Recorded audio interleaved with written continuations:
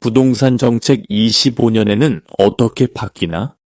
새해를 맞아 부동산 시장의 변화를 주도할 2025년의 주요 정책들을 살펴보겠습니다. 이번 정책 변화는 주택 공급 확대, 시장 안정, 그리고 정비 사업 간소화를 목표로 합니다. 이 변화가 시장에 미칠 영향과 혜택을 심도 있게 분석해 보겠습니다.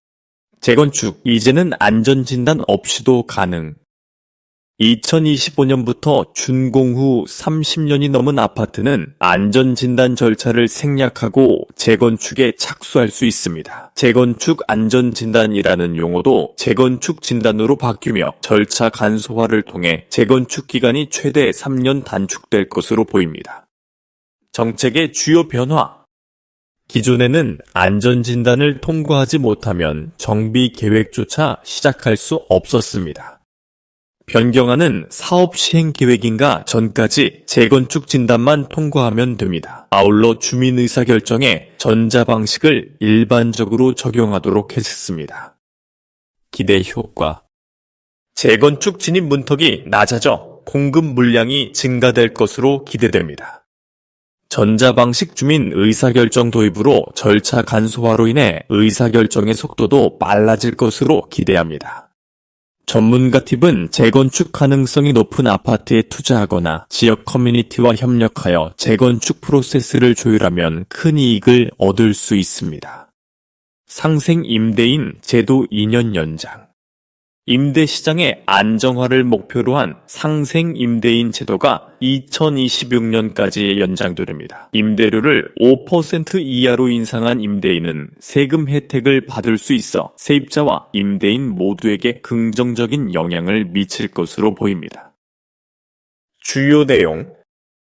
혜택, 조정지역 내 1세대 1주택 비과세세 실거주 2년 요건이 면제됩니다. 조건은 직전 임대차 계약 1년 6개월 이상 유지하고 신규 계약은 2년 이상 유지해야 합니다. 단, 주택을 매수한 뒤 임대차 계약을 체결하는 건부터 적용되며 주택 매수 시에 승계받은 임대차 계약은 적용 대상에서 제외됩니다. 주요 혜택. 집주인은 양도세 비과세 혜택을 받으며 양도 가격이 12억을 초과하면 초과분에 대한 양도세 산정 시 실거주 2년을 충족했다고 보므로 장기 보유 특별공제 혜택도 받을 수 있습니다. 임차인은 안정적인 임대료를 유지할 수 있습니다. 전문가 팁은 상생 임대인으로 등록하면 양도세 부담을 줄이는 동시에 임대 시장에서도 신뢰를 구축할 수 있습니다. 3. 착한 임대인 제도 연장. 소상공인 지원을 위한 착한 임대인 제도도 2025년 말까지 연장됩니다. 건물주가 상가 임대료를 인하할 경우 최대 70%의 세액공제를 받을 수 있습니다. 주요 내용. 공제율은 임대료 인하액의 50에서 70%까지 세액을 공제받을 수 있습니다. 조건은 임차인인 소상공인은 소상공인 기본법에 따라 상시 근로자 수가 5인 미만이어야 하고 건물주와 특수관계인이 아니어야 합니다. 기대 효과. 소상공인에게 경제적 부담을 완화하는 효과가 나타납니다. 건물주는 세액공제를 통해 실질적 혜택을 확보할 수 있습니다. 단, 임대인은 사업자 등록을 해야 합니다.